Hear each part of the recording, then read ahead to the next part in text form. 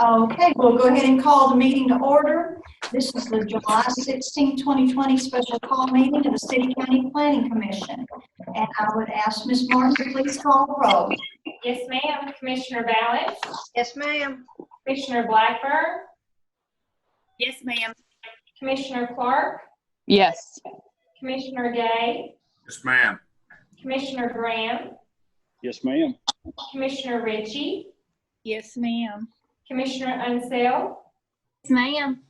Commissioner Vitale? Yes, ma'am. Commissioner Volkert? Yes, ma'am. Commissioner Warren? Ma'am. Chair Runner? Yes, ma'am.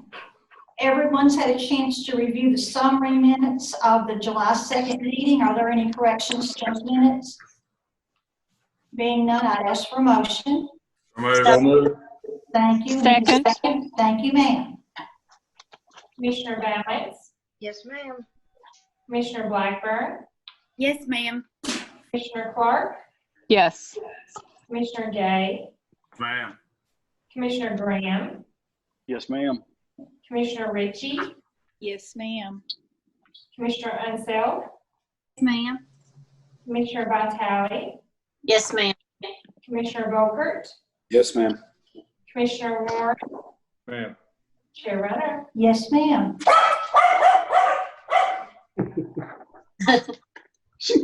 Someone got in Ms. trouble. Runner, Was that a vote? with that introduction, I request that you order the record to include all statutory and regulatory provisions, the Commission's entire file for each application tonight, and the qualification for each staff witness. Finally, I'd request that you administer the oath to those witnesses. So ordered. Do you swear to tell the truth before this commission? Yes, ma'am. Thank you all. We had the quarterly budget in our packet today, but we also had a proposed budget for the fiscal year of 21. And we have Ms. Megan Mooney here with us to go over that, those changes, those amendments to that budget. You should have had a report in your packet too to go along with. Ms. Mooney. Yes, so in everyone's packet, you should have the proposed budget for fiscal year 21. As you guys know, in our March 19th meeting, we approved the submission of the fiscal year 21 budget to the city and the county. At that time, we did not have our exact carryover amount. We wouldn't have that amount until July 1. And we always do a slight revision to the budget at this point when we know what that carryover amount will be. I'll go over a few changes with you guys, but everything that's in the green column is what we're going to be discussing and voting on tonight. Everything in that column has stayed the same with the exceptions of the items that you see highlighted yellow. Then on the first page, there's two lines that are yellow all the way across. And on the second page, there's another one. Those items we're proposing to delete from the budget. They will not be needed in fiscal 21 year budget. And you'll notice that those are zeroed out. So I will go ahead and just start with line number 1. That is our beginning balance. Originally, we had expected carryover to be about $440,000, but it came in a bit lower at $416,000. The primary two reasons for this are the construction review fees and MPO income didn't hit the marks that we thought they were going to.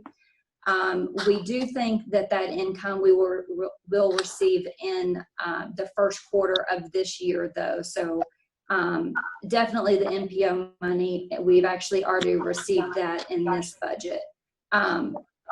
Then on line 17, our total fees, we originally had budgeted that at $120,000. Due to COVID, we're not sure that that's going to be a realistic number. I've reduced that down to $110,000 just to be on the safe side. Line number 19 is sales.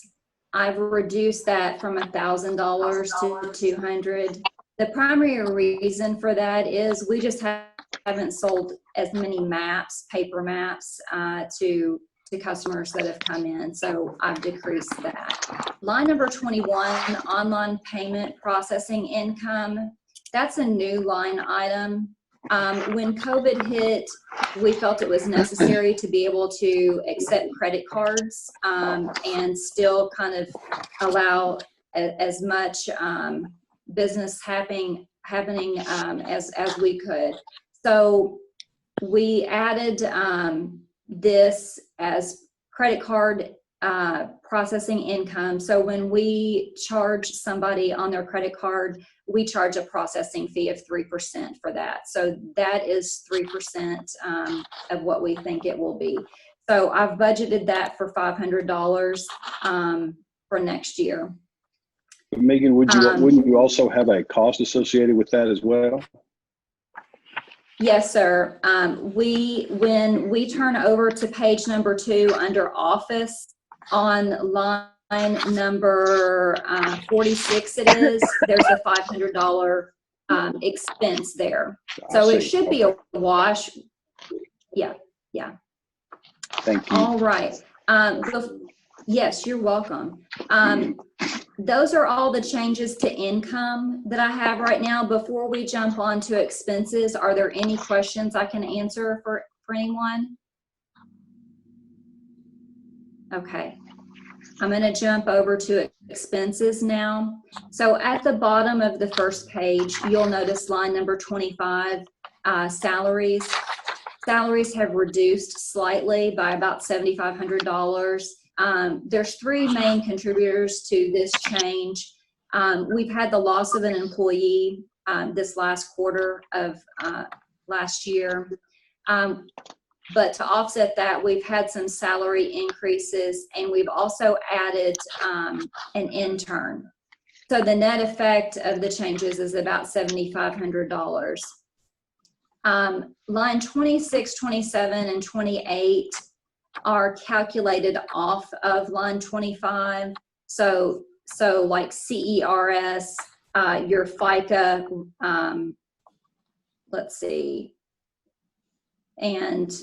health and dental, those all have changed just due to those salary changes. Line number 29, which is dental insurance, in line 32, vision insurance.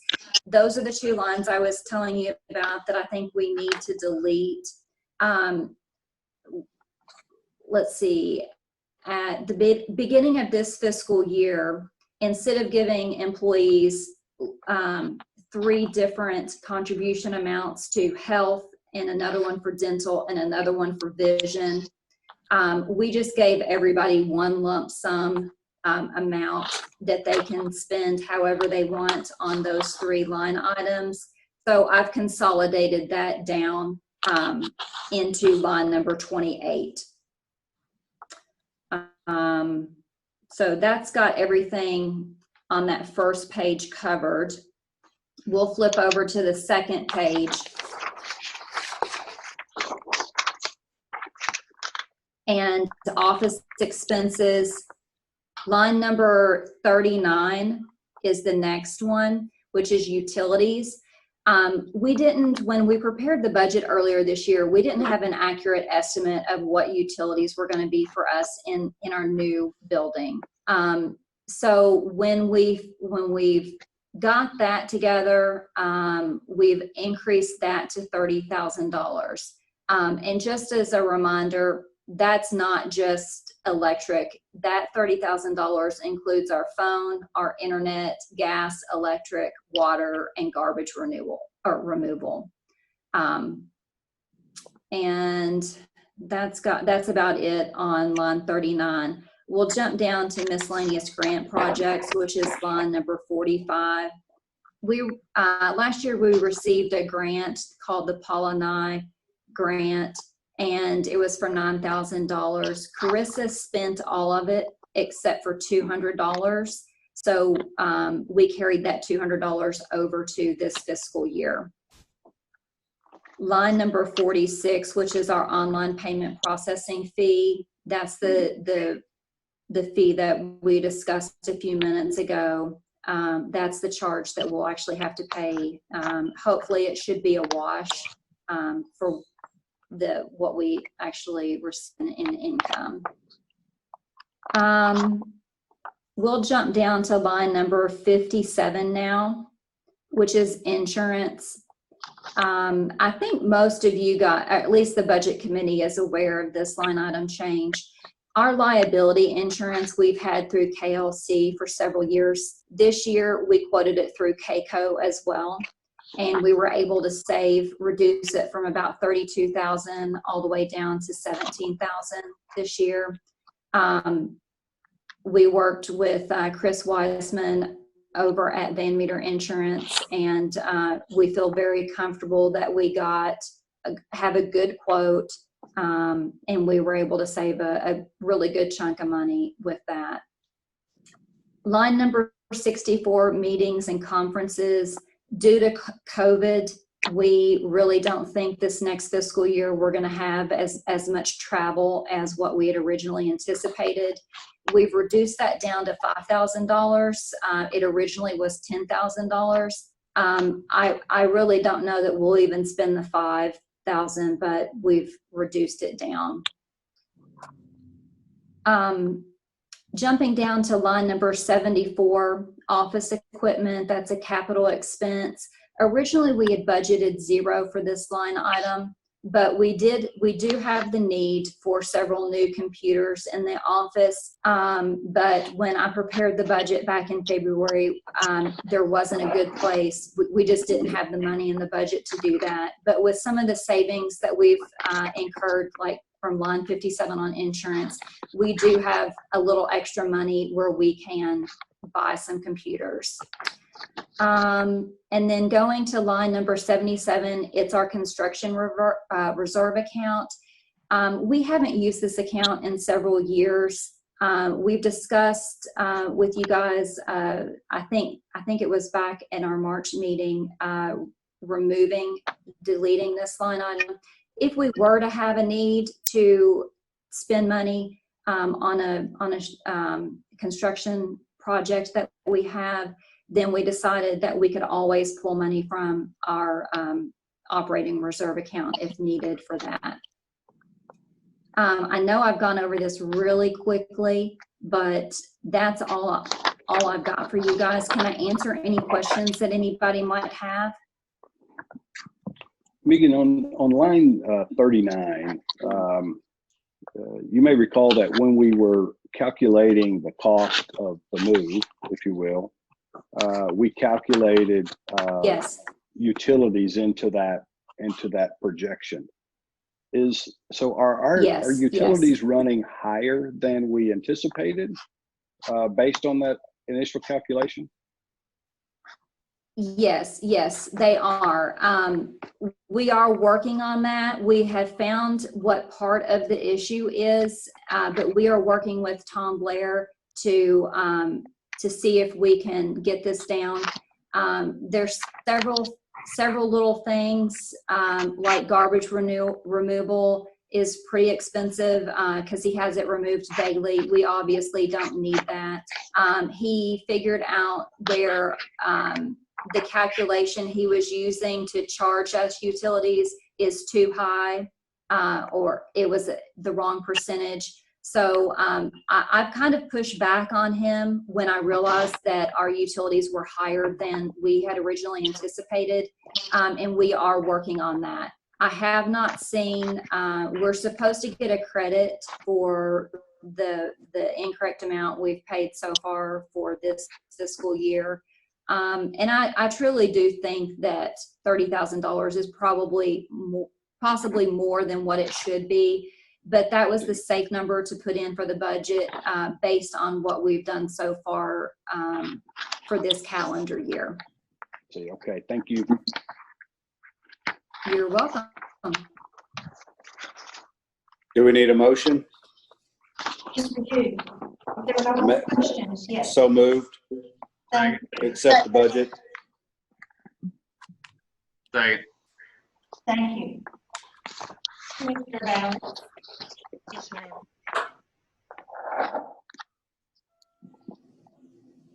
sorry, Commissioner Balance, I said yes, ma'am. I'm sorry. Commissioner Blackburn, Yes, ma'am. Commissioner Clark, Yes. Commissioner Day, Ma'am. Commissioner Graham, Yes, ma'am. Commissioner Ritchie, Yes, ma'am.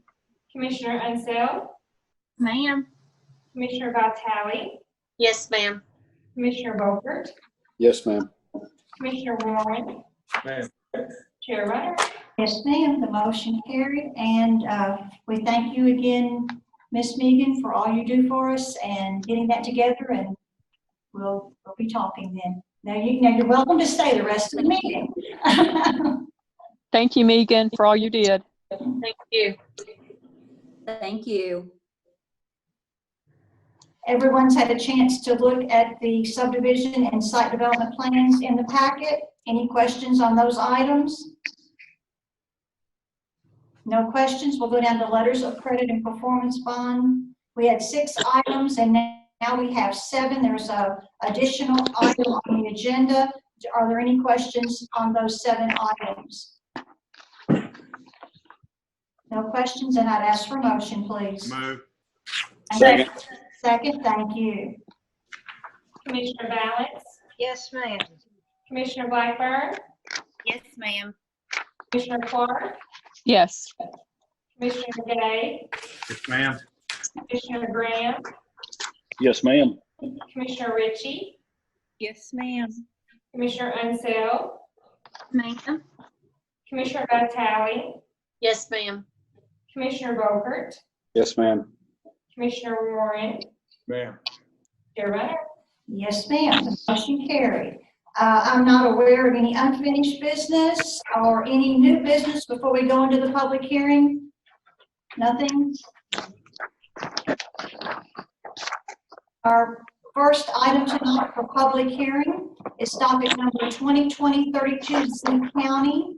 James and Gina Ward have filed an application to rezone a portion of a tract of land containing approximately 1.324 acres at 0 Smiths Grove, Scottsville Road, from agriculture to residential estate with a general development plan.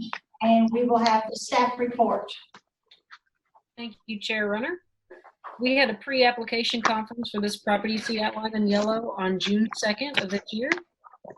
As Chair Runner has already said, that property is zoned agriculture. Its current use is also agriculture. And as you can see in the area, it's predominantly agricultural and single-family residential uses. And the future land use map is also agriculture. The applicants this evening, they would like to subdivide a portion of this property and some from a larger agricultural tract and create one single-family residential lot. The remaining portion of the lot would be added to an adjacent agricultural tract. And I'll leave this up and as we go along. But the resulting density at this 1.324 acres would be 0.76 dwelling units per acre. Agriculture, as far as we know, is the original zoning of the property.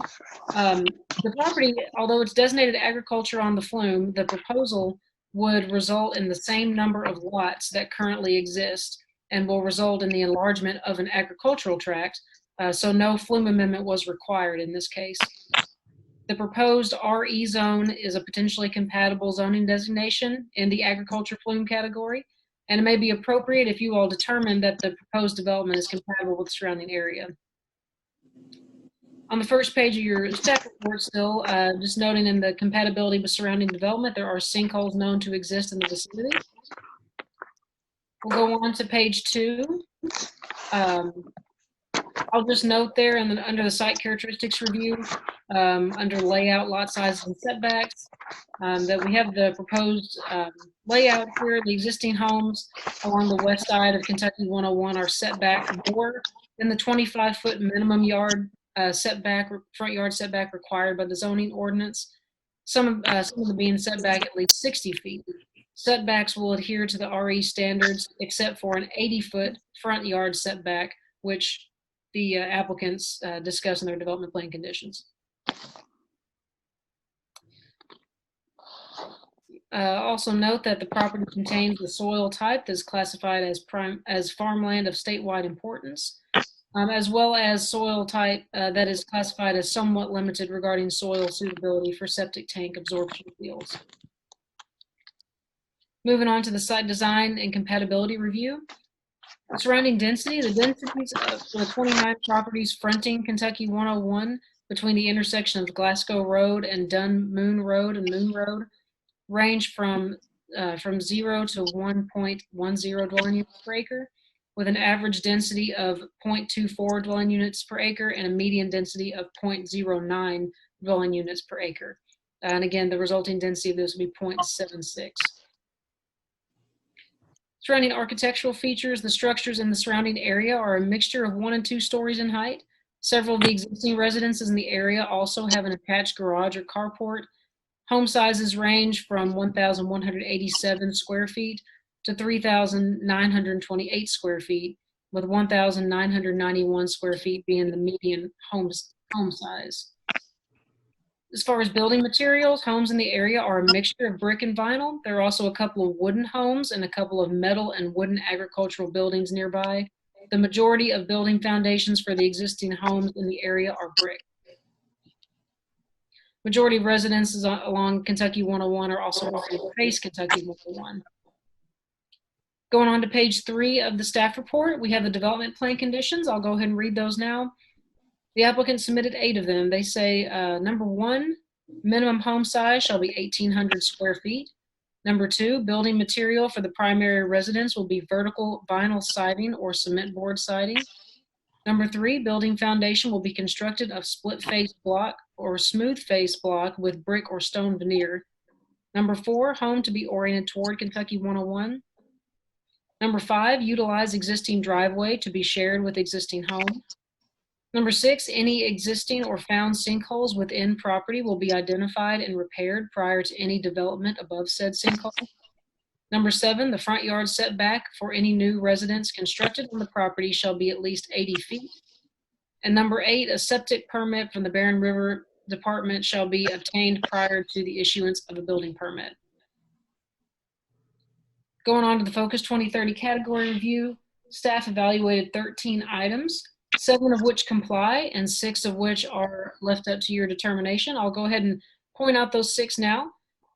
LU 113, if the proposal is compatible with the area. LU 2, the Planning Commission should determine if the proposal is a high quality development that will protect the character of the area.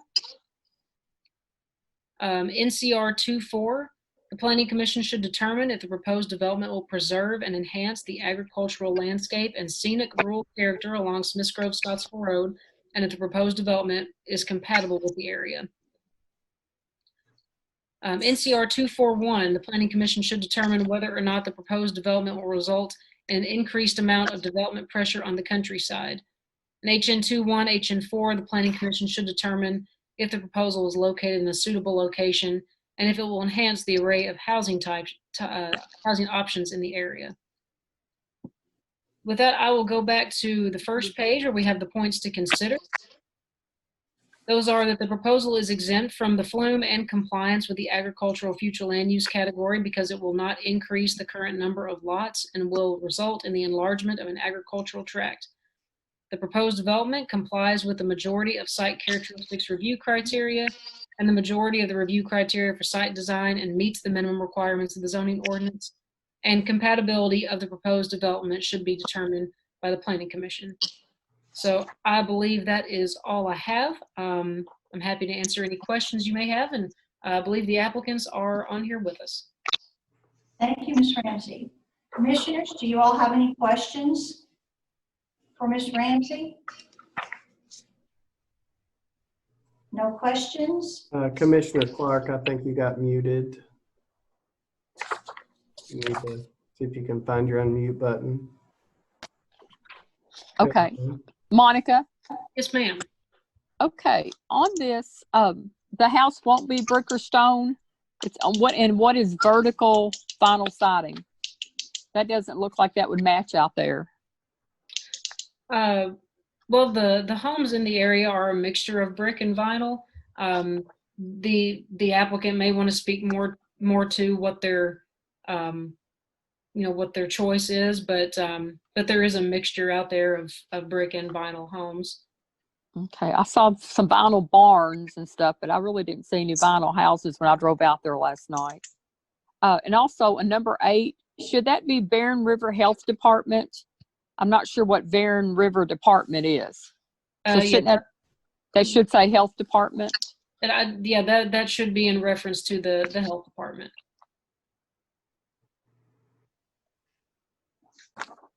Monica, one last question. In your compatibility review, you stated that the majority of the building foundations in the area are brick. Is that correct? Yes, that is correct. Okay, thank you. Mm-hmm. Welcome. Do we have any other questions from the commissioners before we hear from the applicants? No other questions? And you said the applicants are present? Yes. Yes. I think, yes, do you have anything that you would like to add? The house right next to the lot that I am trying to change. I apologize, sir. I apologize. This is I'm sorry. Billboard. No, let me get you sworn in before we let you make your statement. If you could state your name and address for us, please. Jimmy Word, 5079 Smith Grove, Scottsville Road, Smith Grove, Kentucky. And you swear to tell the truth? Yes. Yes, go ahead, sir. The house that's right next to the lot that I'm trying to change is a vinyl house. And I know there's one across the road because I built it like 20 years ago and lived in it and then sold it. But as far as the vertical siding, it's just running straight up and down instead of sideways, kind of like a farmhouse look.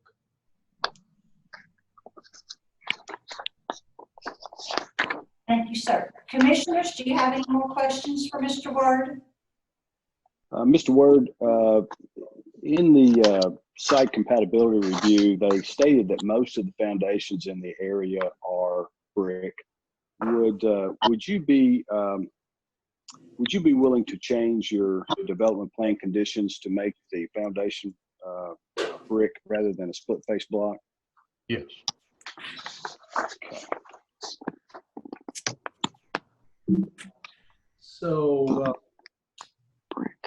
that we're talking then about development plan condition 3, and it will now read building foundation will be constructed of brick veneer.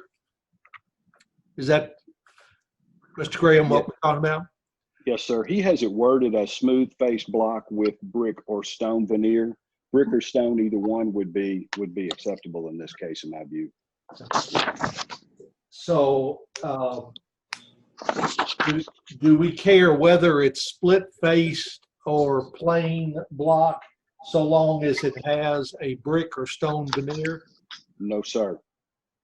So what part of general development plan condition 3 needs to be changed? I'm sorry, I misunderstood your question, Hamp. We do need to remove the split face block description from number 3 because a split face block is designed to be exposed only by itself. So when we have the or smooth face block with brick veneer, that's 2 components, but we could probably eliminate the whole block reference and just say that it will be a brick or a stone veneer foundation. So development plan condition 3 was read, building foundation will be constructed of brick or stone veneer? Yes, sir. Okay. And Mr. Word, is that acceptable with you, to you? Yes. Thank you very much. Ham, should we go ahead and fix number 8 too and add You're the? right, Sandy, I was just gonna, I forgot to mention that. Sorry. No, thank you for bringing it to my attention. Development plan number 8 deletes the word district health. So 8 would now read, a septic permit from the Barren River District Health Department shall be obtained prior to issuance of a building permit. Is that acceptable, Mr. Word? Yes. Thank you. We have any other questions for the applicant? No questions? Do we have anyone here in opposition of this request? No questions and no opposition? Then I would ask for a motion, please. Make the motion to approve the proposed zoning map amendment together with and condition upon a general development plan docket number 2020-32Z County. Based upon the testimony and documents presented in this public hearing, the proposed zoning map amendment is consistent with the adopted Focus 2030 comprehensive plan as demonstrated by its compliance with the objectives and actions presented by the staff in the staff report. Therefore, the proposed zoning map amendment is in agreement with the adopted comprehensive plan. Further requested this motion include a summary of evidence and testimony presented by the witnesses at this public hearing. Thank you, sir. We need a second. Second. Second. Thank you. Commissioner Balance, Yes, ma'am. Commissioner Blackburn, Yes, ma'am. Commissioner Clark,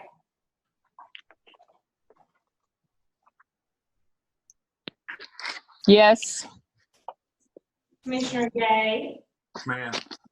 Commissioner Graham, Yes, ma'am. Commissioner Ritchie, Yes, ma'am. Commissioner Unseld, Yes, ma'am. Commissioner Vitale, Yes, ma'am. Commissioner Volkert, Yes, ma'am. Commissioner Warren, Yes, ma'am. Chair Runner. Yes, ma'am. The motion carries. Our recommendation will be for approval, and thank you all. The next item, docket number 2020-09, Plymouth. Walter C. and Karen K. Jenkins and Betsy Phillips have estate have filed an application for future land use map amendment on a tract of land containing approximately 4 acres located at 515 Perry Martin Road from agriculture to rural density residential. And also those same applicants on docket number 2020-32Z County have filed to rezone that same land from agriculture to residential estate with a general development plan. So we will hear the staff report. Thank you, Chair Runner. We had a pre-application conference on March 22nd for the property you see outlined here in yellow. That property is zoned agriculture and its current use is single-family residential. We're kind of right here at the county line. In the area, you've got some agricultural, predominantly with single-family, and then you see a couple commercial tracts as well as public institutional there in the vicinity. Future land use map is currently agriculture, and the applicants have requested to change that to rural density residential. And I will pull this up to look at as we move along here. But if that FLIM amendment is successful, the applicants would like to rezone this 4 acres from agriculture to residential estate in order to develop the property with a maximum of 3 single-family residential lots. The property is designated as agriculture on the FLUME. The applicants have requested to amend that, and the proposed RE zone is listed as a potentially compatible zoning designation in the rural density residential FLUME category, and may be appropriate if this body determines that the proposed development is compatible with the surrounding area. The resulting density of this with 3 lots would be 0.75 dwelling units per acre. Staff has noted that site characteristic review indicates there are adequate facilities and infrastructure available to support the proposed development, with the exceptions noted regarding road width and water availability, and which we'll get to in a second. There's a dense grove of mature trees located on the property, and there's also a mature tree line running along the northwest, southwest, and southeast property lines. Going on to page 2 of your staff report, you see the language there with the future land use designations. I'll go ahead and read the rural density residential designation since that's what the applicants are requesting to amend to. Designation applies to those rural areas relatively close to the suburban fringe. It also applies to areas where property fragmentation has occurred within unincorporated areas or near farming activities through provisions for exception lots in the ag zoning district or through rezoning and incremental subdivision of land as residential estate lots, with gross densities ranging from 0 dwelling units per acre to 1 dwelling unit per acre. High densities may be possible with the conservation style development as permitted by the zoning ordinance. Below that, you see LU 114, which details the procedures for amending the future land use map. The applicants submitted the following narrative to address those criteria. The applicant said, the areas surrounding the owner's property has several smaller RE lots of similar size and use as to what the owners are proposing. The new lots along Perry Martin Road would be compatible with the existing development along Perry Martin Road. The applicants have also submitted development plan conditions with the rezoning application that was filed with this concurrently, and the proposed development plan conditions address additional items, which we'll look at in just a second. Moving on to the site characteristics review. We have noted under water adequacy that the property is served by the Warren County Water District and does not have adequate water flow to meet the minimum fire protection requirements. However, is exempt because only 4 total lots are proposed. I'm sorry, I've skipped over transportation infrastructure above that. Perry Martin Road, a county maintained rural local roadway, is 16 feet wide. The property contains a soil type that is classified as prime farmland, and it contains a soil type that is classified as somewhat limited regarding soil suitability for septic tank absorption fields. Moving on to the site design and compatibility review. We'll look at surrounding architectural features. The existing home located on the property is 1 story and 1,227 square feet. Most homes in the area are 1 story and range in size from 672 square feet to 2,180 square feet. The average home size is 1,724 square feet with a median home size of 1,586 square feet. Building materials. The existing home is constructed of vinyl with a post and pier foundation, and most homes in the area are vinyl with concrete block foundations. The existing home also faces Perry Martin Road. New structures on the property should be oriented to face Perry Martin Road. Going on to the development plan conditions, the applicant submitted 8. I'll go ahead and read those. Number 1, the subject property shall be developed for a single family residence with 2 lots with a lot size of 1 acre and a third lot of 2 acres. No mobile homes or manufactured homes to be permitted on the 2 vacant 1 acre size lots. Number 3, each vacant 1 acre lot will obtain a permit from the Barren River District Health Department for a septic system approval prior to recordation of a plat. Number 4, each single family residence will have a minimum of 1,200 square feet of living space exclusive of garages or porches. Number 5, each residence must be constructed of either vinyl siding, brick, stone, concrete-based siding, or other modern masonry materials. Number 6, plain face blocks shall not be allowed as an exterior facade on the foundations. Number 7, all existing trees located on the perimeter of the development, which have a caliber of 8 inches or greater, and which are located within 10 feet of the property line, will be maintained during the development and construction on the property.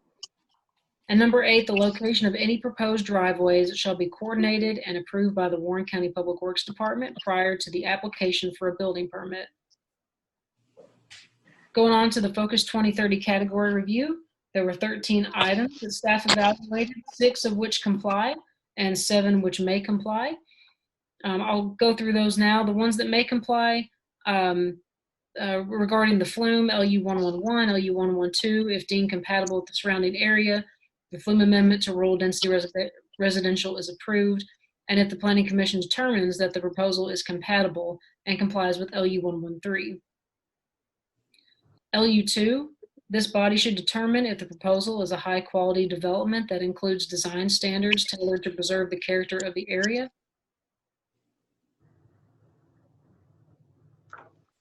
NCR 241, Perry Martin Road is 16 feet wide and there is inadequate water available to the property to meet the minimum fire protection requirements.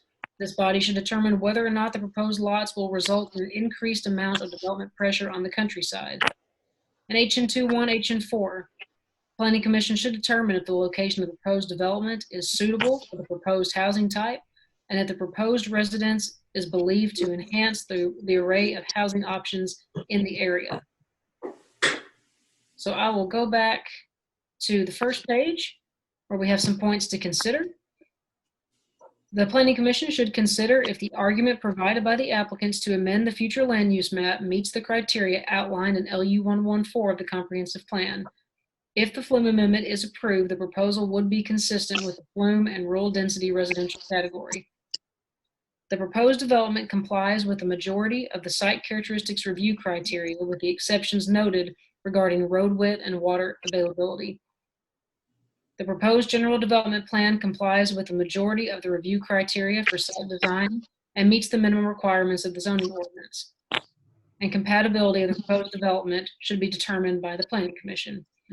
That is all I have for the staff report. I'm happy to answer any questions, and I believe the applicants are on here with us. Thank you, Ms. Ramsey. Commissioners, do you have any questions for Ms. Ramsey? No, ma'am. Please keep in mind I'm new to this, but I'd like to ask why, I don't know what that is. On page 3, it says no mobile homes or manufactured homes will be permitted on the 2 vacant 1 acre size lots and not on the 2 acre as well. Yes, ma'am. And if I'm remembering correctly, as I was looking over this before we started, and Rachel can correct me if I'm wrong, but the 2 acre tract already has a structure on it. Am I correct, Rachel? Am I thinking of the right tract, or am I off one? Yes, there's an existing manufactured home located on the larger proposed tract. So that's why I believe it was exempted from that restriction in the development plan condition.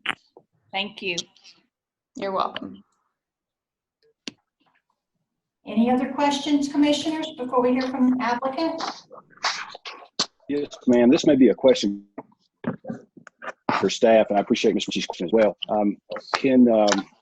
If there's an existing home there that is a manufactured home, can we stipulate that if that is removed, there would be no manufactured home added after that point? I mean, that would be a question for the applicant, I suppose, if they would be agreeable to that. As it is now, the zone would allow a manufactured home, but the applicant may want to address that. We'll go ahead, and I believe the applicants, Mr. and Ms. Jenkins, are on now. If we could get your name and address. Your name and address. Sharon Jenkins. And your address, please. And what? Your address. 1175 And Woodburn, Allen Springs Road, Woodburn. Yes, ma'am, and you swear to tell the truth? swear to tell the truth. Yes. Yes. And mine is Terry Lynn Perkins, and I live at 515 Perry Martin Road. I'm in that double wide modular home. And it won't move. And it's. And you swear to tell the truth? Yes. Ma'am. Yes. Yes, I swear to tell the truth. Yes, ma'am. Oh, yes, sir. And concerning the mobile home? Yes, ma'am. And concerning the mobile home, I swear to tell the truth. Yes, ma'am. Yeah. No, but there was a question concerning the mobile home that was on the property. Okay. Mr. Graham, what was, Oh, yes, ma'am. I apologize. address your question? Yes, ma'am. In the development plan conditions, you have exempted one of the lots for a mobile home. And if that mobile home is removed, is it your intent to add another mobile home at a later date, or would you be? I plan I want to keep my mobile home on my lot. I put it there. It's been there ever since the year 2000. I got it from my cousin Chip whenever he had Horton Homes, and it's been there ever since. It's been brand new, and It isn't going anywhere. And it's been there ever since. Ever since I bought the property in 4 acres and everything. And Yeah, but no. I've had it, and I've been living there and trying to, keep it up. And I mean, I've been keeping it up and everything, and I've been my mom. It's not gonna. It's sitting on blocks. It's just like a house. The only thing I haven't done is put a brick foundation up underneath it, and I plan to do that here soon, to where it'll be just like a house. Great. I appreciate your help. Thank you. Thank you so much. Thank you. Any other questions for the applicants? No questions? Do we have anyone here in opposition of their request? No opposition and no other questions? Then we need to have a motion. The first will be concerning the request for the Flume amendment. So we need to act on that, and should that pass, we will address the zone request. I make a motion to approve the proposed future land use map amendment docket number 2020-09 Flume. Based upon the testimony and documents presented in this public hearing, the proposed Flume amendment has met the directive to amend the Flume as outlined in LU 1.1.4 in the comprehensive plan. Further, I request that the motion includes a summary of the evidence and testimony presented by the witnesses at this public hearing. Thank you, ma'am. We need a second. Second. Thank you. Commissioner Balance, Yes, ma'am. Commissioner Blackburn, Yes, ma'am. Commissioner Clark, Yes. Commissioner Day, Ma'am. Commissioner Graham, Yes, ma'am. Commissioner Ritchie, Yes, ma'am. Commissioner Unseld, Yes, ma'am. Commissioner Vitale, Yes. Commissioner Beaufort, Yes, ma'am. Commissioner Warren,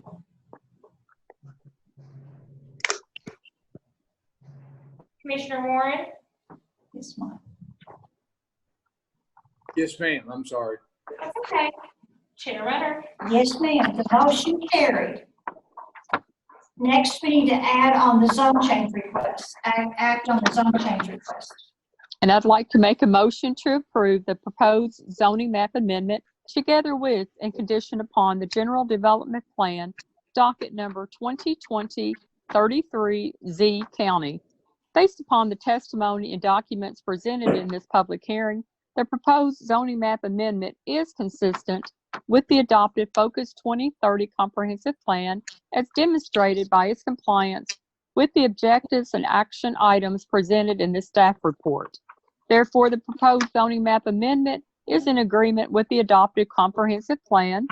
Further, I request that this motion include a summary of the evidence and testimony presented by the witnesses at this public hearing tonight. Thank you, ma'am. We need a second, please. Second. Thank you, sir. Commissioner Balance, Yes, ma'am. Commissioner Blackburn, Yes, ma'am. Commissioner Clark, Yes. Commissioner Day, Yes, ma'am. Commissioner Graham, Yes, ma'am. Commissioner Ritchie, Yes, ma'am. Commissioner Unseld, Commissioner Unco, Yes, ma'am. Commissioner Vitale, Yes, ma'am. Commissioner Vogler, Yes, ma'am.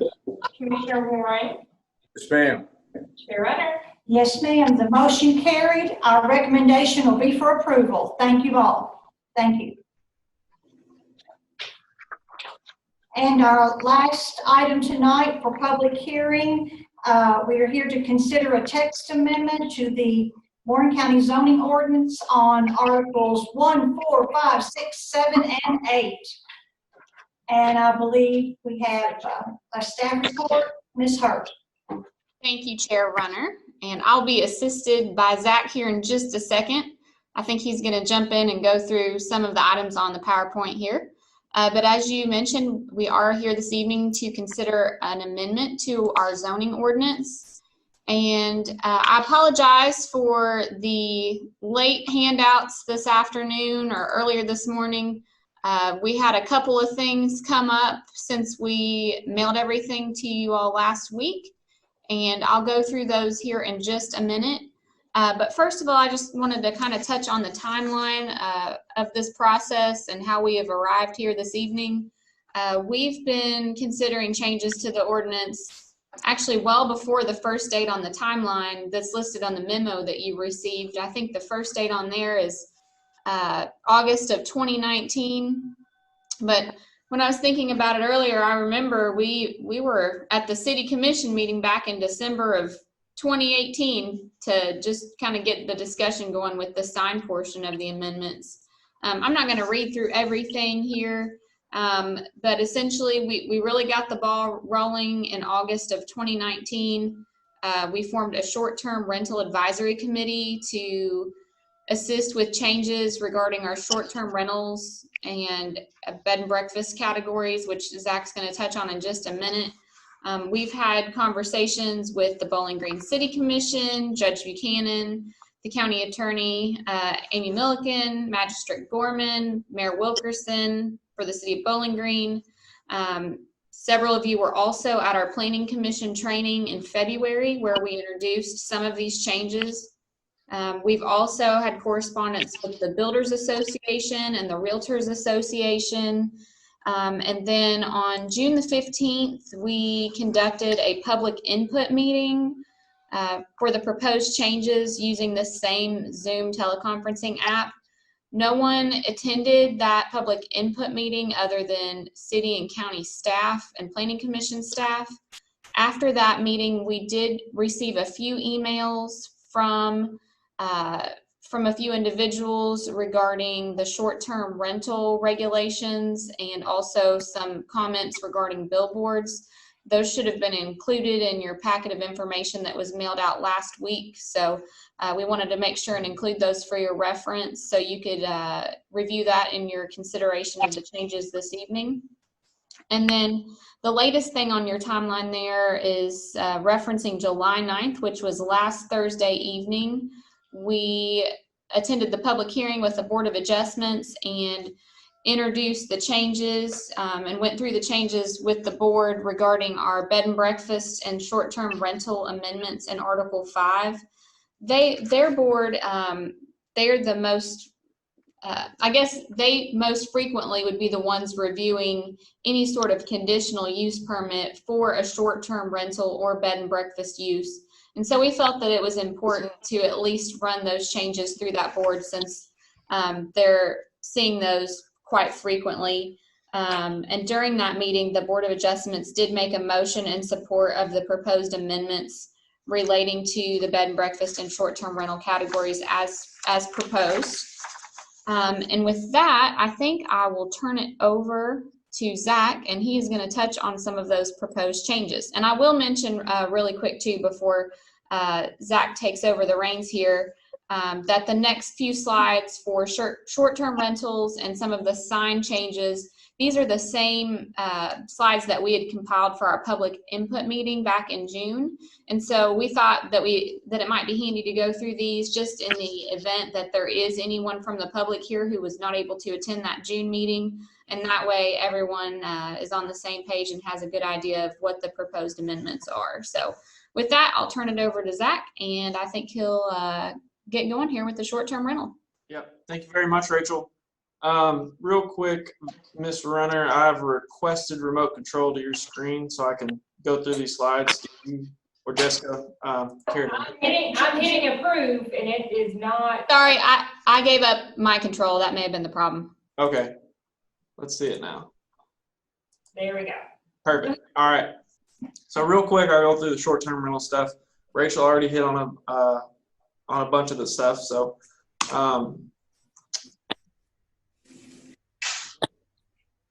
it's Zoom's not cooperating. There we go. What are short-term rentals? So just real quick run through. Short-term rentals, a dwelling unit arranged for short-term stays of 30 days or less, or 30 days or less for rent or lease, as defined by the Zoning Ordinance. Traditionally, they're known as bed and breakfasts, but over time that's changed as Airbnb, VRBO, HomeAway. Actually, over 100 other platforms online right now operate these short-term rental websites. So with that, it's all kind of changing. It's gone away from the mom and pop experience and more towards people renting out their home or a room. And with that, we decided to make some changes as we've experienced some problems, but it's been mostly, other bigger neighbors like Nashville, Louisville, and we're just trying to get out of it.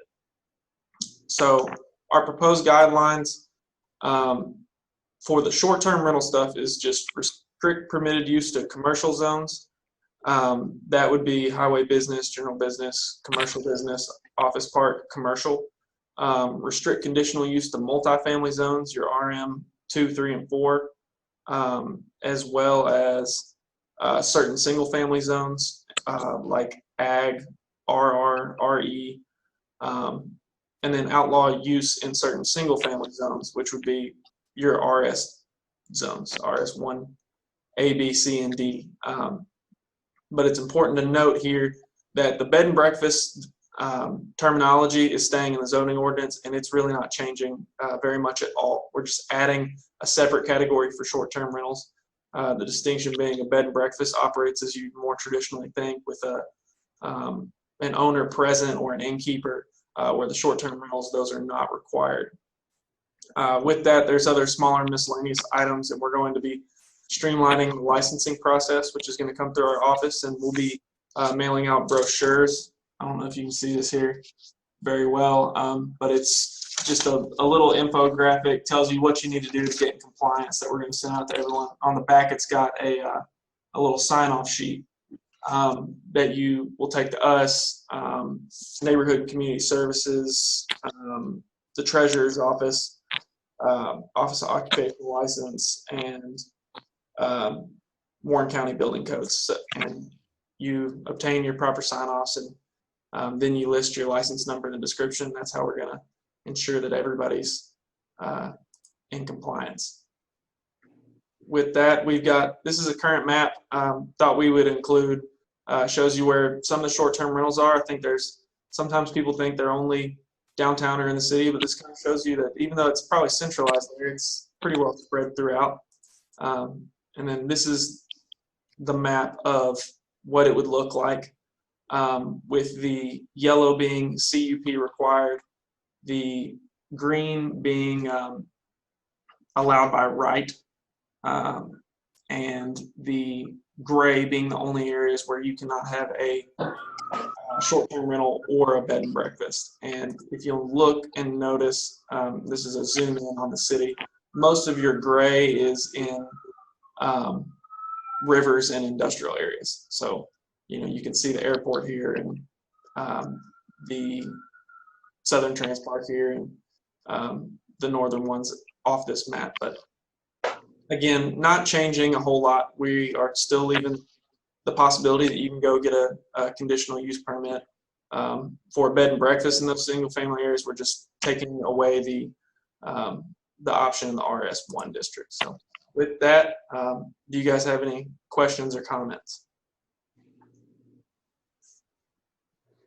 Zach, how was this received by the people that did have any input? The stakeholders that we met with in the fall? Yes, sir. we pretty much were all in agreement on it.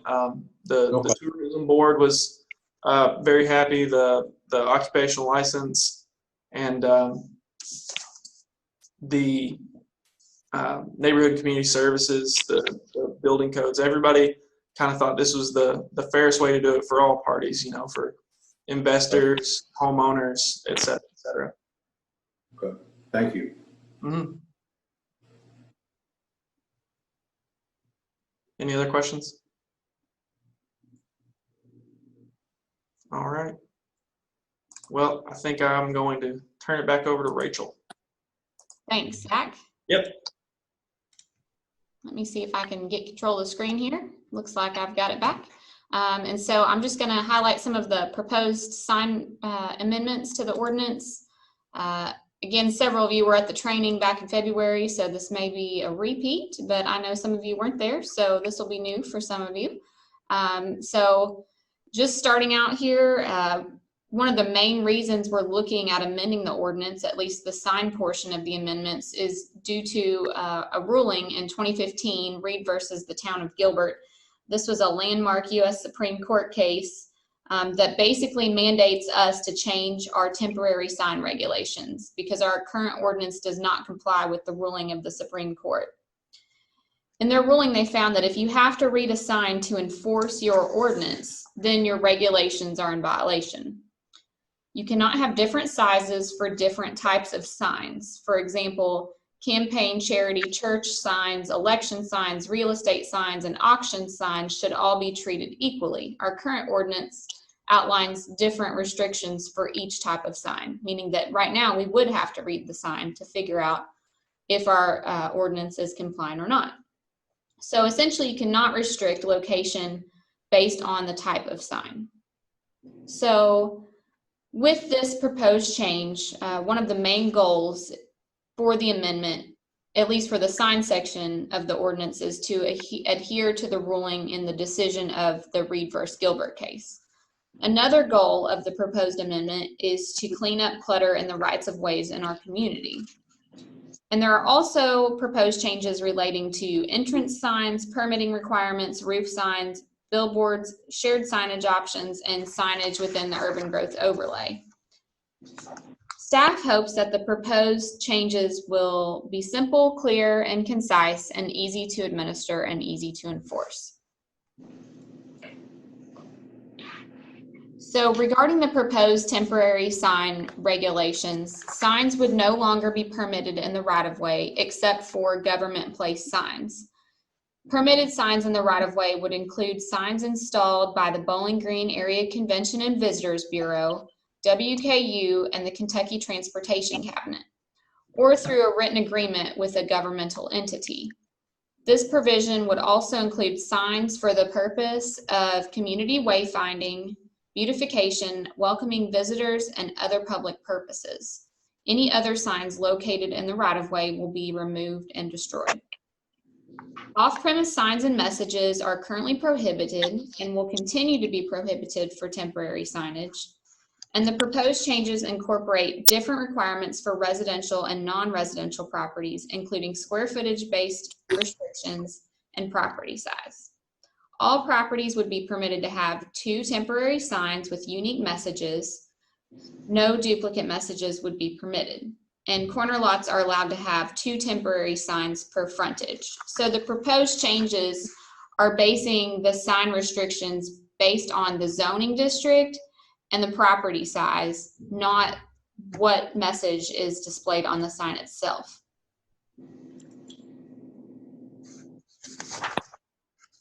So again, this would still apply to the changes for temporary signs. Real estate signs would only be allowed on the property that is listed for sale or for lease. Temporary signs are not allowed on utility poles, streetlights, or public property. Temporary signs must be non-illuminated, and if attached to the facade of a window, the facade or a window of a building, it would be classified as wall signage, not a temporary sign. So other proposed sign regulations, not necessarily relating to temporary signs, include flexibility in the design for entrance signs for subdivisions. Additional changes for entrance signs include an increase in the permitted height to 7 feet and a reduction in the sign face area to 32 square feet. Currently, roof signs are prohibited in our ordinance. The proposed changes would allow roof signs as long as the top of the sign face is located below the highest point of the tallest roof line of the building to which the sign is attached. Light pole banners are also currently prohibited, but are present on many properties within our community. The proposed changes would allow these types of banners in commercial and in industrial zones with a maximum of 1 banner per light pole not to exceed 12 square feet. And the proposed changes also incorporate a new type of signage, which we have assigned the term shared signage. And this would allow, in lieu of 1 freestanding sign per tract, property owners could elect to share 1 freestanding sign for multiple parcels in conjunction with a principal use or uses operated on such parcels within the same boundary of the participating tracts. This type of signage would be useful for businesses wanting to have visibility along a main roadway, but that may not necessarily have frontage on that roadway. So for example, I'm just going to use Scottsville Road. There are several frontage roads and side streets that come off of Scottsville Road. And so there may be several businesses concentrated in one area. And instead of each of those businesses having their own sign with maybe limited visibility from the main roadway, they could opt to share 1 freestanding sign to where everyone has visibility from the main road. So this has come up on a couple of occasions, and it seemed like a reasonable accommodation and would ultimately result in less freestanding signage, and then at the same time give those owners or business operators the opportunity for more visibility on our main roadways. Next, I'm just going to touch on a few things here in Article 7. Let me see here. So the proposed changes to Article 7 in this section include a clarification that fines for sign violations may be assessed per sign. Proposed changes also grant authority to staff for the City of Bowling Green Public Works Department, Warren County Public Works Department, the Kentucky Transportation Cabinet, and Operation Pride to enforce the temporary sign restrictions regarding signs located in the public right-of-way, and would allow them to remove and dispose of such signage. Next, highlighting some changes in Article 8. This is our definitions section, and the proposed changes include clarification for the definitions of a few terms for sign, motor vehicle, control sign, and structure. And we have added several new definitions, including government sign, inflatable sign, integral sign, sidewalk sign, and snipe sign. And definitions for other terms were amended, including definitions for on-premise sign, portable sign, roof sign, temporary sign, and wall or building sign. So that highlights the majority of the changes. I did realize I skipped over one important item to note here. Let me jump back here. So in Article 4, regarding interstate billboards, and I will touch on this here in just a little bit as well, but recently, back in April, there was a ruling that deemed the Kentucky Billboard Act unconstitutional. And so for this reason, we've had to make some minor changes to the proposed amendments, including a setback for interstate billboards. The ordinance currently requires a 660-foot setback for interstate billboards. And so we've proposed to remove this requirement to be in accordance with the recent ruling on the Kentucky Billboard Act. So with that, let me jump back to the questions slide here, and I'll be happy to answer any questions regarding the proposed sign changes.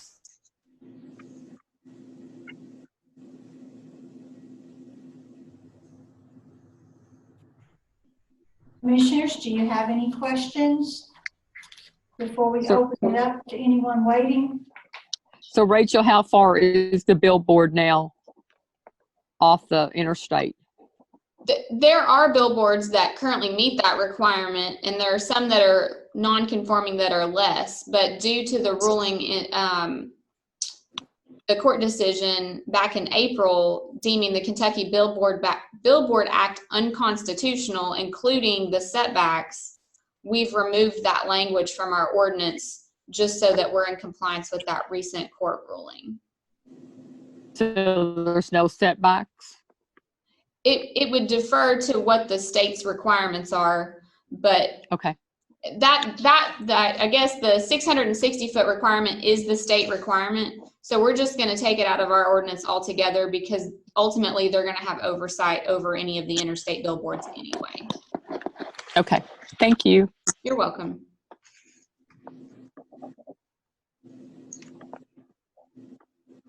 Are there any other questions on signs?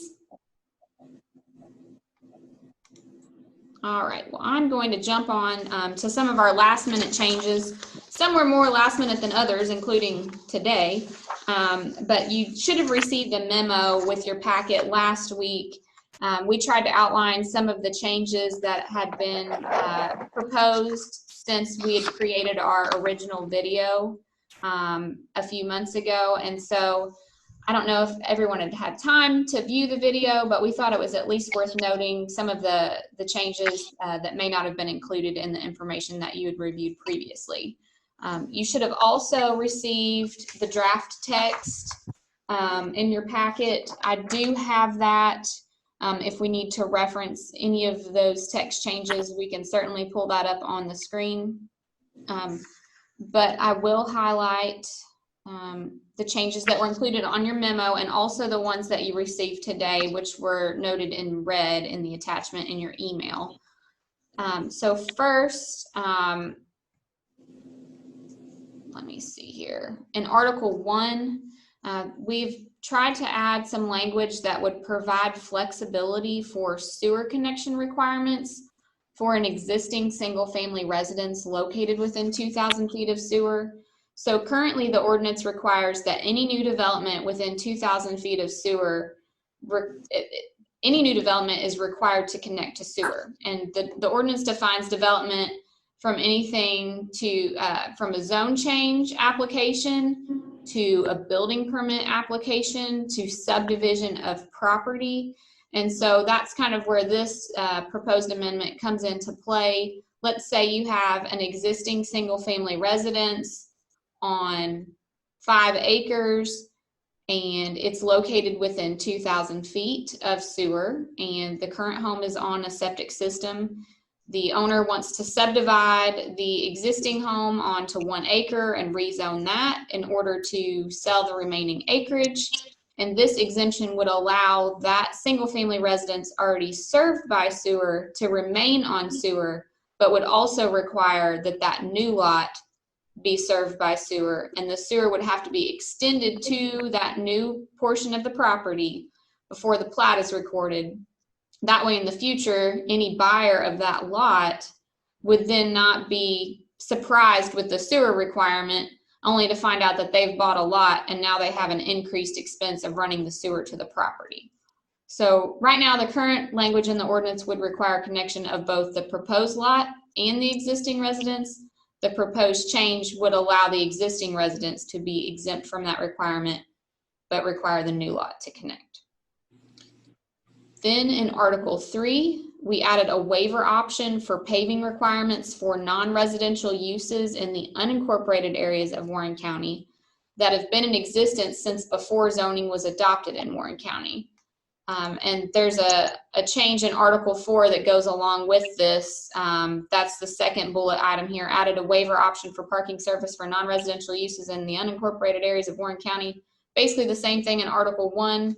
These two go hand in hand together. The best example I can probably come up with that everybody is probably familiar with, the Boyce General Store, that use predates our zoning ordinance. It's zoned agriculture. It has been in existence for several years. The character of that area is rural. There's gravel parking there now. Several homes and other uses in the area utilize gravel driveways.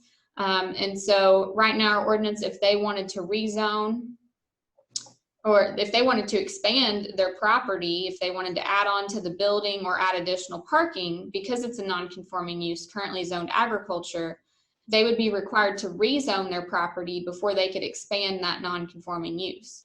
Well, any other zone that would accommodate that use would require that the parking be paved. And so then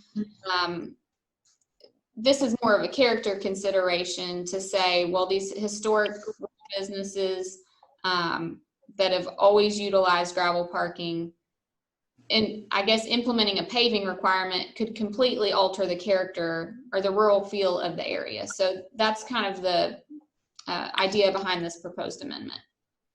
And then next, in Article 4, the third bullet point here, this also relates to the court ruling I was referencing earlier for the interstate billboard setback. So since the Kentucky Billboard Act was deemed unconstitutional, we had originally proposed to amend the ordinance to allow digital billboards. And this was done after careful consideration and consultation with the Kentucky Transportation Cabinet about what their current requirements for permitting of digital billboards is. Again, this was before the court ruling happened back in April. And so after this, we had to consult with their office to see how that's impacted their permitting process.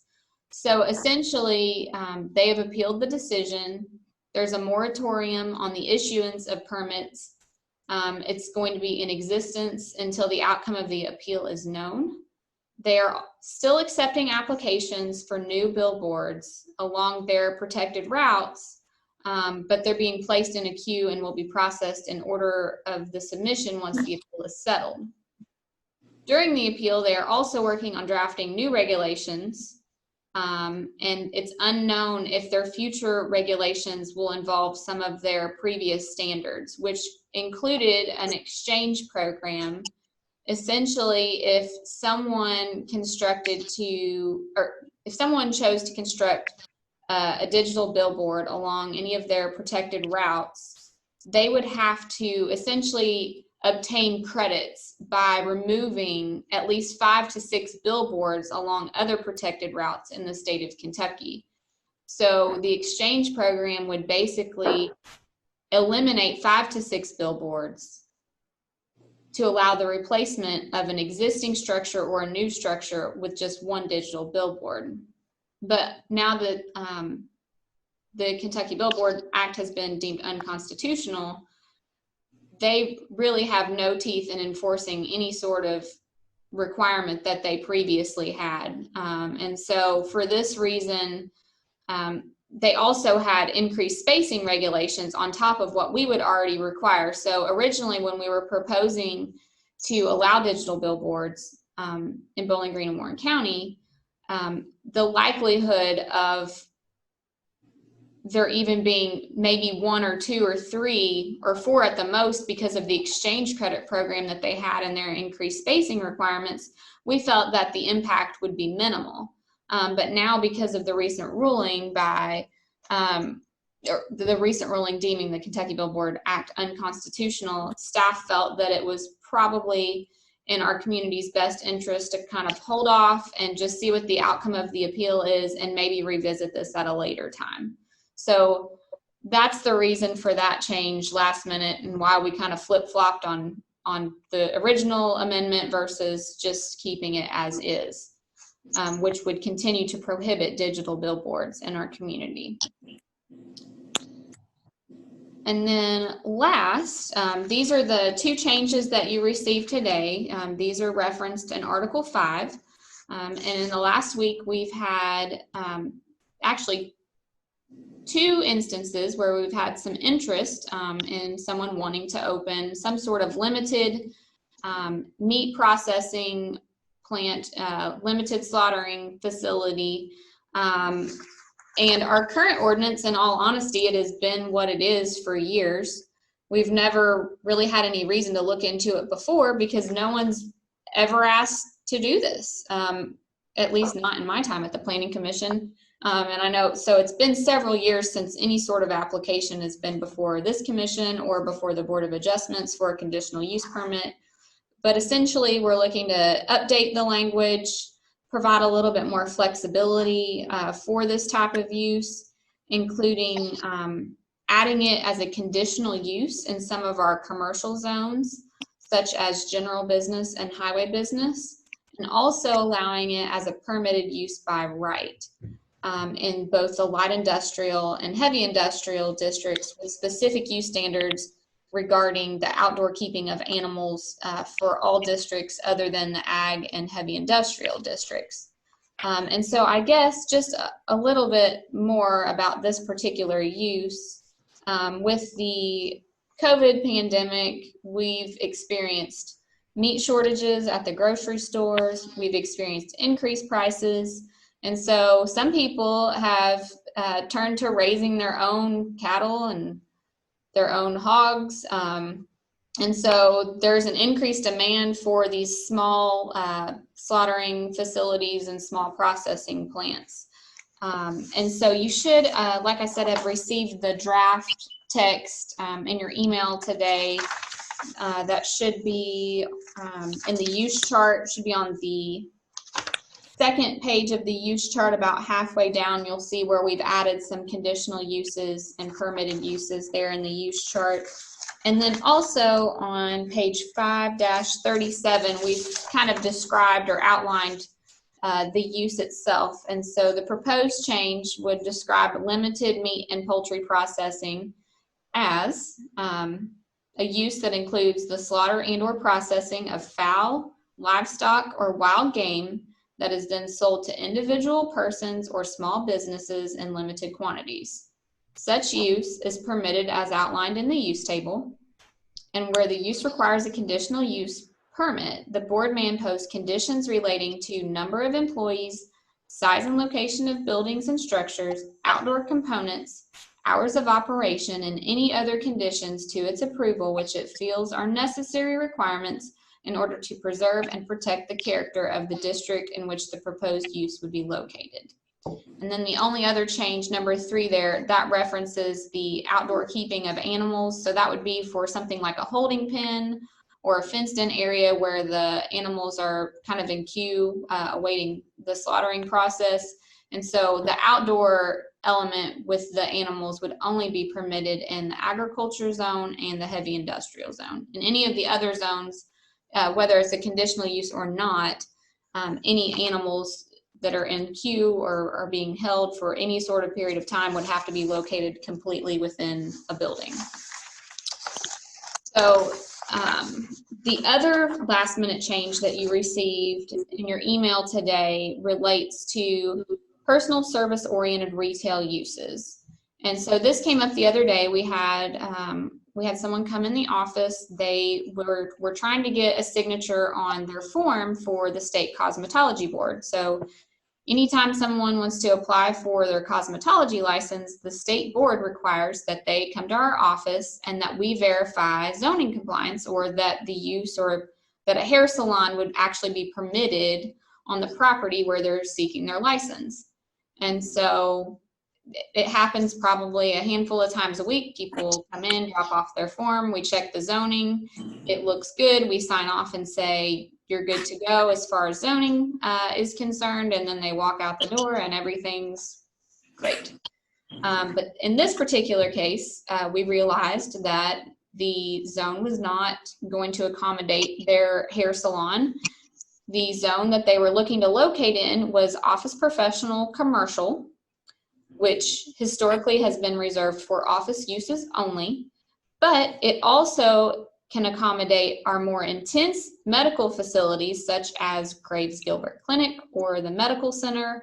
And so in talking through it amongst staff, we kind of felt that it was unreasonable that a hair salon could not locate in an office area and occupy just one unit within a multi-use building when you can have a full-blown medical facility that draws hundreds of people a day.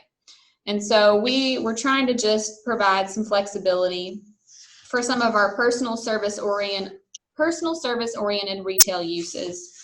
Those are outlined on, I think in your changes, it should be on page 5-25, under number 3, letter B.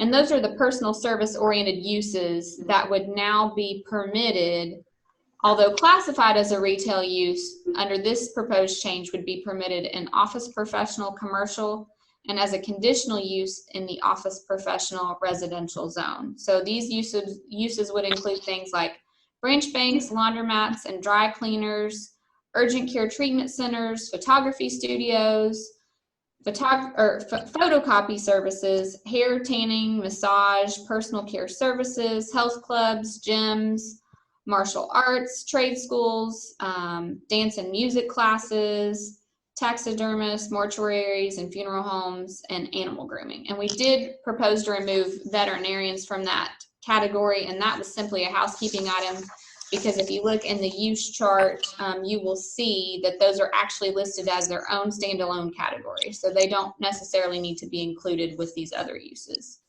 And so again, I apologize for the last minute changes, but those truly did surface between last Thursday and today. And I don't know if everyone is aware, but whenever we amend the zoning ordinance, it can take several months, sometimes as long as 4 or 5 months, because we are a joint commission, and so all of our legislative bodies have to adopt the proposed changes that are recommended by the Planning Commission. So that would include the Bowling Green City Commission, Warren County Fiscal Court, and the city commissions for Plum Springs, Woodburn, Oakland, and Smiths Grove. And so we have 6 legislative bodies that we have to filter all these changes through. And so rather than delay those last 2 items that we sent this afternoon, we were hoping that you may consider adding those into the proposed amendments that are before you this evening. And so with that, I think that's all I have for the proposed changes, both previously known and newly known. But I am happy to answer any questions about any of the proposed amendments.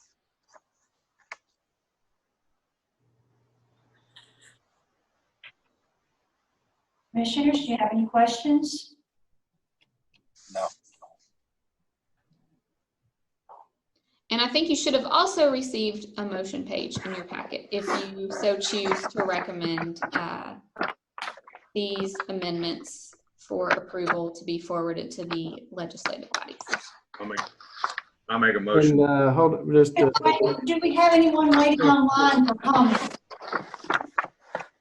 Do you have any questions or anyone online that would like to make a comment before we go to a motion? Yes, I have questions, comments. Yes, ma'am. If you would give us your name and address, please.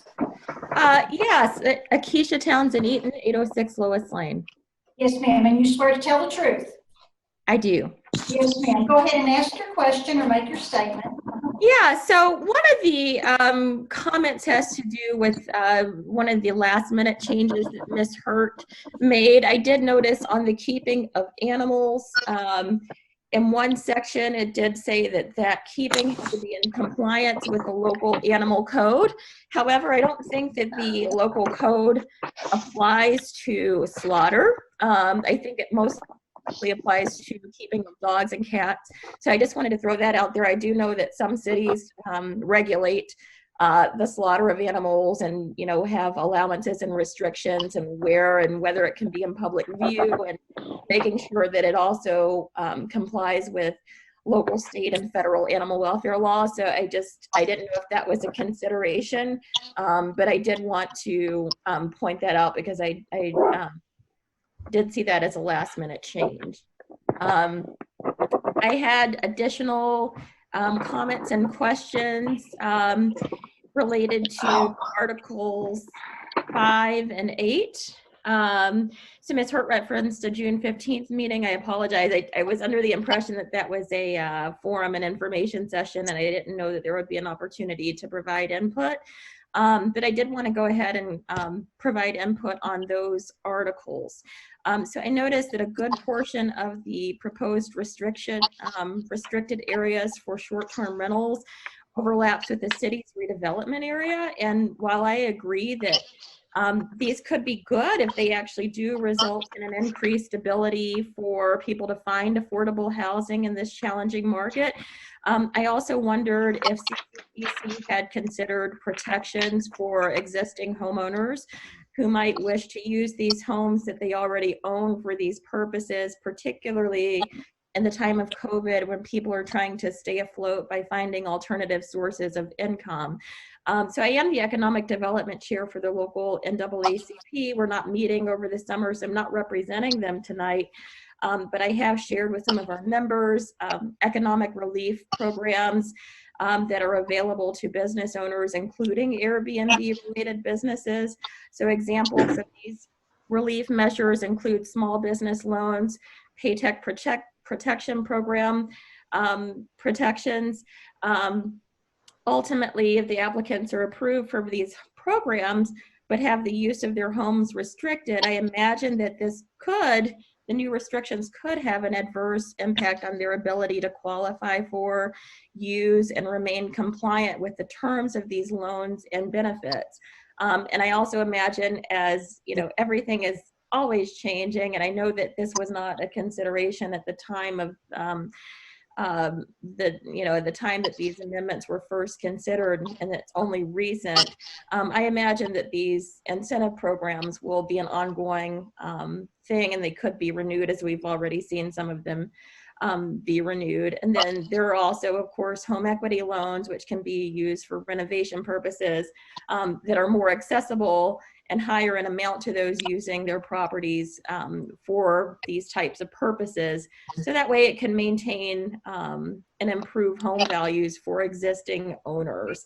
So for this reason, looking at the amendments, I would like to ask that strong consideration be given to grandfathering in these homes that are currently being used for short-term rentals and are owned, or that are eligible for short-term rental use by the homeowner prior to the effective date of these new amendments.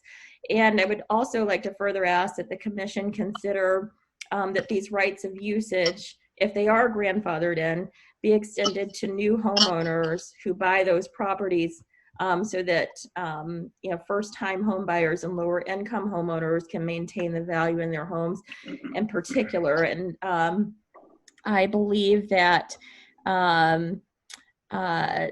Jones referenced the problems around short-term rentals are happening in larger cities like Nashville. I know that Nashville considered these amendments as well, and I think that they're particularly relevant in the time of COVID. So those are my comments. I don't know if I missed anything. Maybe this has already been addressed and I missed it. So if I did, please feel free to let me know that as well. But I did want to put that on the record.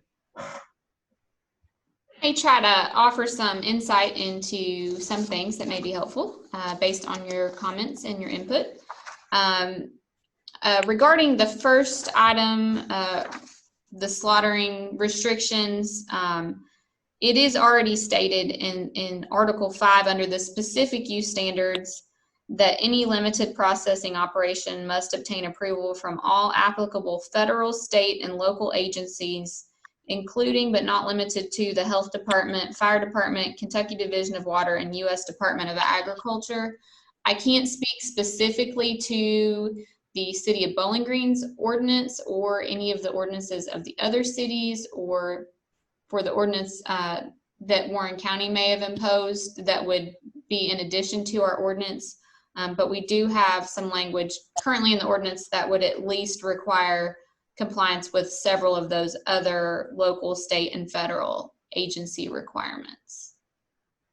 Then regarding the short-term rentals, I think there was a comment or a statement about grandfathering in existing short-term rental uses. And Zach may want to go back. We can jump back to some of his previous slides, but the majority of the existing short-term rental uses in our community are not legally conforming uses, and they are not legally non-conforming uses. They are simply not permitted under our current ordinance And so therefore they would not be permitted to be grandfathered in because they are not currently legal under our current requirements.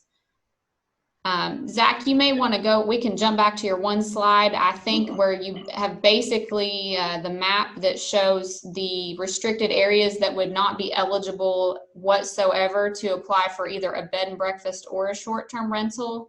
That may be worth looking at. I think I can probably jump back to that for you here really quick. Absolutely. And on the back of what you're saying, Rachel, any short-term rental that does have a conditional use permit would be, quote unquote, grandfathered in. It's already gone through the process and would be operating legally. We're just talking about specifically the ones that have not obtained any approval. So on this map, the stuff in green, I know you referenced downtown, Ms. Townsend. The stuff in green is permitted by right. So a lot of these are, most of these are zoned general business or central business. A lot of them look like normal single family homes, but they're zoned for business. So it's not going to affect those. And the ones in yellow, like I mentioned before, are still going to be available for a conditional use permit for a bed and breakfast under the traditional standard. It's just the ones in gray that are going to be outlawed. So kind of like Rachel said, it's a lot of them are operating illegally right now and never obtained the proper conditional use permit that they would have been required to have anyway. It's just something now that we've begun to crack down on as it starts to become more and more of an issue. Can I clarify my comment? Sure. Great. Thank you for that. So I know that you put it at the very beginning of your presentation, that map of red dots that people are following the permitting scheme, and they're doing what they're supposed to do to get this permit. And I'm glad that those folks are being grandfathered in. I think that through this process. Can I clear that up real? That is a misconception. Zach, can you go? Okay. I was trying to move back to that map. Yeah. Yeah. So Zach, Zach, why don't you explain what those are again? Yeah. So these red dots are our current Airbnb locations, but they are not necessarily. Rachel, you correct me if I'm wrong. They're not necessarily Airbnbs that are approved. They're just where they are currently being operated and listed for rent on the website. Correct. The majority of the locations on this map are not in compliance with our current regulations for overnight accommodations, more specifically the bed and breakfast category. Right. So maybe I'll go a little further and say we've identified somewhere between 150 to 200 locations within Warren County. And there's probably only about 25 to 30% of those that are actually in compliance. Okay, so those would be grandfathered in, the ones that are in compliance. Just that 25 to 30% would be already have approvals. Grandfathering is probably not quite the right term. They just already have a conditional use permit, or possibly there's a few that were operating prior to any regulations, but yes, those would be allowed to continue. Okay, so, and I think that there has been a lot of education with the brochures and with the, to be honest, I didn't know that, I don't own an Airbnb here. I know people who do, but I think that there has been maybe not enough knowledge about the permitting process. And I think that through your efforts, there has been more education. So my comment was really, looking at allowing the folks that have done what they are supposed to do in terms of the permitting process to be able to continue to do that, as well as those who would otherwise be eligible had they gotten the permit as they were supposed to do because they live in a conditional use area right now. That they would also be eligible for consideration if they own their home and they abide by the permitting requirements. Yeah. So that was my comment. Yeah, in fact, I think that's exactly the case. What you just stated is exactly one of the considerations we took in this process, and have honored that without almost without fail. Just to give a little more background on that, out of all of those that are out of compliance, we've only identified maybe 5 or 7 that would not be eligible for any type of short-term rental. And then we also took, in our analysis, we looked at all the parcels in the entire county, and I think it was somewhere around 99, just over 90% would be afforded some opportunity to have a short-term rental on their property, whether it's an owner-occupied bed and breakfast or a, an investment property short-term rental is the only differences in that map. So we have tried to honor that as best as possible. Thank you. Do we have anyone else waiting with a question or a comment?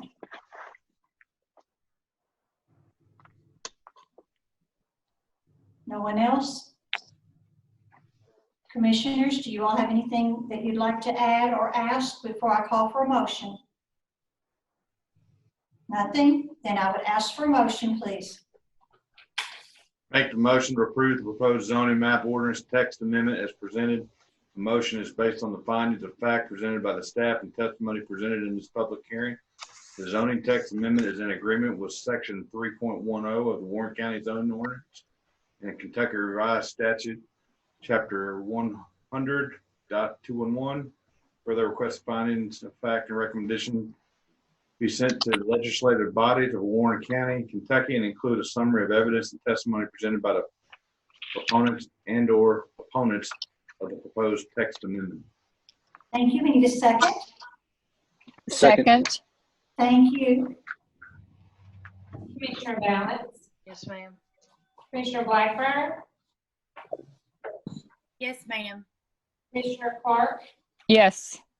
Commissioner Gay? Yes, ma'am. Commissioner Graham? Yes, ma'am.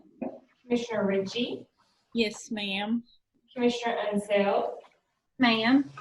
Commissioner Vitale? Yes, ma'am. Commissioner Broker? Yes, ma'am. Commissioner Warren?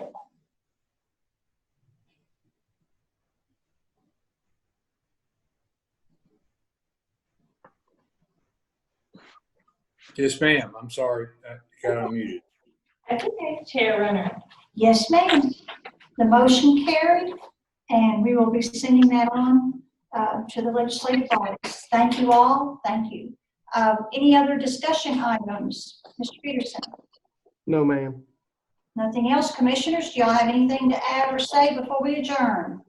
I'd like to thank the staff for all their hard work. This has been a very troubling time, and they have just hung in there, and I'm so proud of every one of them. And on behalf of all the commissioners, we are all so proud of you all for doing all you do. Ben, Rachel, Monica, Zach, you all have hung in there. You stayed on this text amendment, and we're just very, very proud of you all. And sometimes we just forget to tell you. Thank you. Thank you. Thank you all. We're glad to have Mr. Starks with us this evening too, and see him at our next meeting to be sworn in. Nothing else. Meeting's adjourned. Thank you all. All right. Bye. Good night. Bye.